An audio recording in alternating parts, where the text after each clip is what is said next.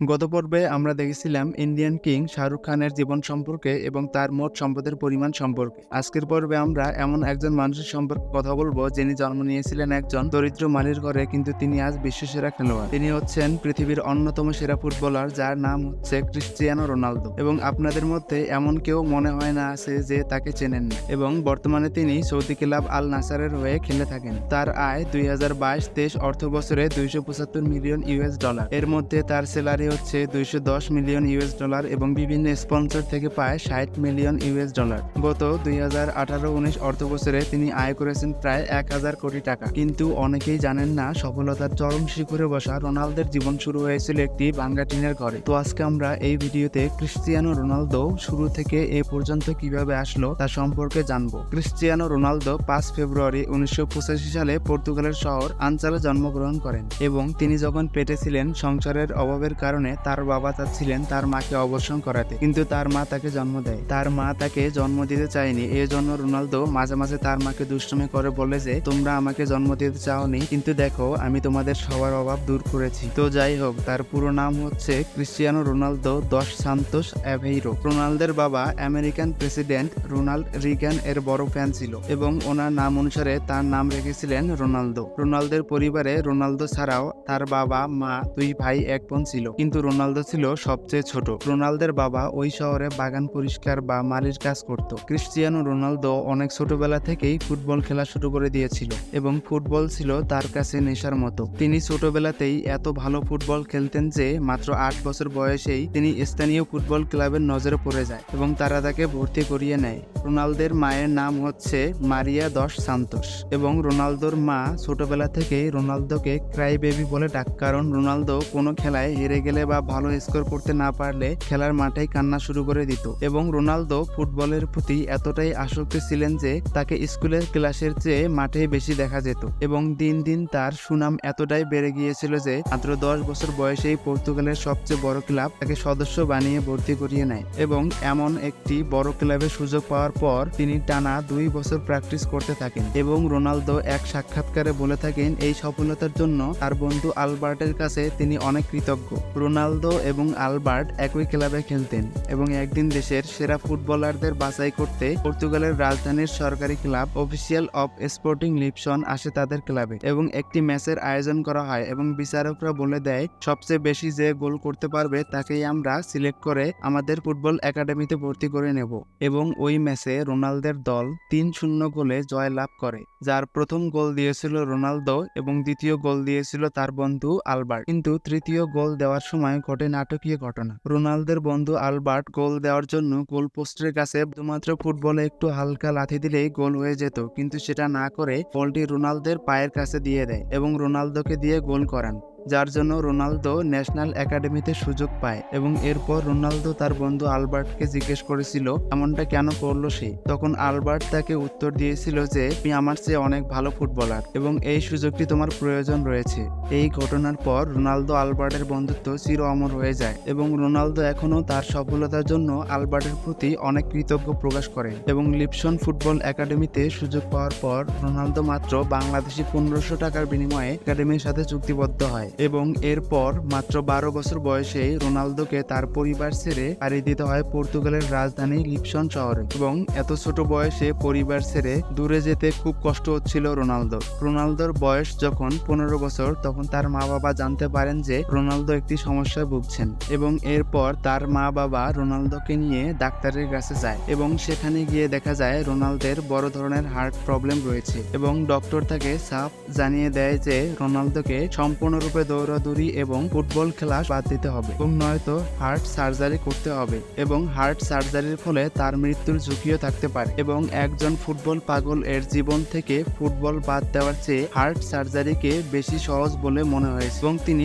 ডক্টরকে সার্জারি করতে বলেন। সৌভাগ্যবশত সফলভাবে হার্ট সার্জারি সম্পন্ন হয় এবং সুস্থ হওয়ার পর আবার রোনালদো যখন মাঠে নামতে পুরোপুরি প্রস্তুত, ঠিক তখনই তার জীবনে আরেকটি বড় আঘাত চলে আসে এবং রোনালদো লিপসন থেকে থেকে খবর পান যে অতিরিক্ত মদ্যপানের কারণে তার বাবার মৃত্যু হয়েছে এবং তার পিতার মৃত্যুতে রোনালদো অনেক ভেঙে পড়েন। পরিবারের ছোট ছেলে হিসেবে পিতার জন্য খুব বেশি পাগল ছিলেন তিনি। মদের জন্য তার বাবার মৃত্যু হওয়ার কারণে তিনি আজ পর্যন্ত একবারও মদ পান করেননি এবং তার বাবা ছিলেন পরিবারের একমাত্র আয়কারী সদস্য, যার জন্য তাদের পরিবারে একটি অর্থনৈতিক বড় ধাক্কা চলে আসে। অন্যের বাড়িতে খাবার তৈরি কাজ করায় সংসার চালানো শুরু করে এবং রোনালদোকে খেলায় মনোযোগ দিতে বলে এবং এজন্য আজও তার মাকে সঠিক জায়গায় রেখেছেন রোনালদো। এবং রোনালদো পূর্বের চেয়ে আরো বেশি এনার্জি নিয়ে প্র্যাকটিস শুরু করেন এবং মাত্র 17 বছর বয়সে তিনি তার নিজ দেশের সর্বকনিষ্ঠ পেশাদারী ফুটবল হিসেবে ক্লাবে অংশগ্রহণ করেন। অনেক ভালো খেলার কারণে মিডিয়াতে দৃষ্টি আকর্ষিত হয় এবং তার উপর চোখ পড়ে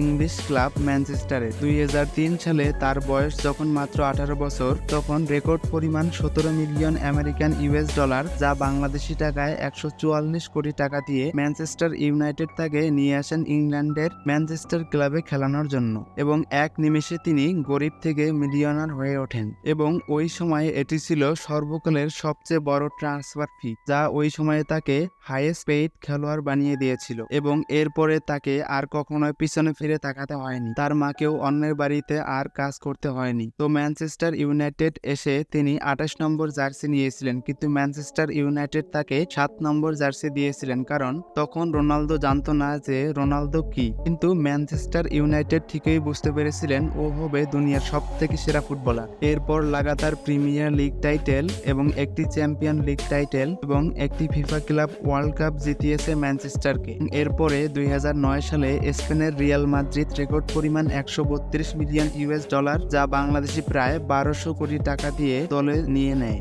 এবং এটি ছিল ফুটবল ইতিহাসে সবচেয়ে বড় ট্রান্সফার ফি। রিয়াল মাদ্রিদ এর সাথে রোনালদোর চুক্তি ছিল 2009 সাল থেকে 2015 সাল পর্যন্ত। স্প্যানিশ ক্লাবে আসার পর রোনালদোর জনপ্রিয়তা আরো বাড়তে থাকে এবং রিয়াল মাদ্রিদে এসে তিনি মোট 15টি ট্রফি জিতিয়েছে এবং এর মধ্যে 2টি হচ্ছে লা লিগা টাইটেল এবং 4টি হচ্ছে চ্যাম্পিয়ন্স লিগ টাইটেল এবং সর্বশেষ 2018 সালের Italian club Juventus 100 million pound বা প্রায় বাংলাদেশি টাকায় 100 কোটি টাকা দিয়ে রিয়াল মাদ্রিদ থেকে রোনালদোকে কিনে নেয় এবং এটি ছিল 30 বছরের উপর কোনো খেলোয়াড়ের জন্য সবচেয়ে বড় ট্রান্সফার ফি। তবে দুর্ভাগ্যবশত রিয়াল মাদ্রিদ শেষের দিকে রোনালদোর কোনো কদর করেন, এমনকি রিয়াল মাদ্রিদ এর শেষ ম্যাচেও কোনো স্পেশাল আয়োজন ছিল না। যাই হোক, রোনালদো তার জীবনে অনেক পুরস্কার জয় করেছে, যেমন 2015 সালে সর্বকালের সেরা পর্তুগিজ ফুটবলার হিসেবে পুরস্কার জয় করেছেন এবং 2015 থেকে 17 সাল পর্যন্ত তিনি ছিলেন হাইয়েস্ট পেইড ফুটবলার এবং এখন পর্যন্ত তিনি দ্বিতীয় সর্বোচ্চ হাইয়েস্ট পেইড ফুটবলার এবং তিনি হচ্ছেন একমাত্র খেলোয়াড় যিনি 5টি চ্যাম্পিয়ন্স লিগ শিরোপা জয় করেছেন, যা ক্রিস্টিয়ানো রোনালদোকে সর্বকালের অন্যতম সেরা ফুটবলার হিসেবে বানিয়ে দিয়েছে এবং তিনি তার ক্যারিয়ারে ফুটবল এবং বিভিন্ন পণ্যের ব্র্যান্ড অ্যাম্বাসেডর হিসেবে তৈরি করেছেন 460 মিলিয়ন ডলারের বিশাল সম্পদ। এখানে উল্লেখ্য যে পেপসি কোম্পানি রোনালদোকে ব্র্যান্ড অ্যাম্বাসেডর হবার জন্য 20 মিলিয়ন ডলার অফার করে, কিন্তু রোনালদো সে অফার পূরণ করেননি, কারণ পেপসি কোম্পানি ইসরায়েলি সেনাদের অর্থায়ন করে সেজন্য এবং এটি নির্যাতিত ফিলিস্তিনিদের প্রতি সমর্থনের একটি অংশ। এবং এরপর পেপসি কোম্পানি রোনালদোকে ব্যঙ্গ করে অনেক অ্যাডভার্টাইজ প্রকাশ করে। তো যাই হোক, আমরা সবাই জানি যে ক্রিস্টিয়ানো রোনালদো অনেক বিলাসবহুল জীবনযাপন করেন, কিন্তু তার আরেকটি তথ্য আপনাকে ভীষণ অবাক করে দেবে যে তিনি পৃথিবীর 1 নম্বর দানশীল খেলোয়াড় ছিলেন এবং তার নিজের নামে একটি ইতিমখানা রয়েছে যেখানে 600 শিশুর দেখভাল দায়িত্ব নিয়েছিলেন তিনি নিজের পকেট খরচ থেকে। এবং গত 2012 সালে রোনালদো তার গোল্ডেন বুট নিলামে উঠিয়ে 1300 কোটি টাকা বিক্রি করে মিশরের গির্জায় একটি স্কুল প্রতিষ্ঠা করে দেয়। ক্রিস্টিয়ানো রোনালদো সিগারেট থেকে দূরে থাকে এবং তিনি তার দেহে কখনোই ট্যাটু করেননি, কারণ তিনি রেগুলার রক্তদান করে। তো এই ছিল সংক্ষেপে রোনালদোর জীবনের গল্প এবং তার সম্পর্কে এই তথ্যগুলো জানার পর আপনার একটুও কি রোনালদোর প্রতি রেসপেক্ট এসেছে? এবং এর পরের ভিডিওতে আমরা আরেক বস মেসির জীবন কাহিনী নিয়ে ভিডিও তৈরি করব। তো ভালো থাকবেন, সুস্থ থাকবেন। ভিডিওটি ভালো লেগে থাকলে চ্যানেলটি সাবস্ক্রাইব করে পাশে থাকুন এবং ভিডিওটি ফেসবুকে শেয়ার দিয়ে আমাদের সাপোর্ট করার জন্য বিনীত অনুরোধ থাকলো। আল্লাহ হাফেজ।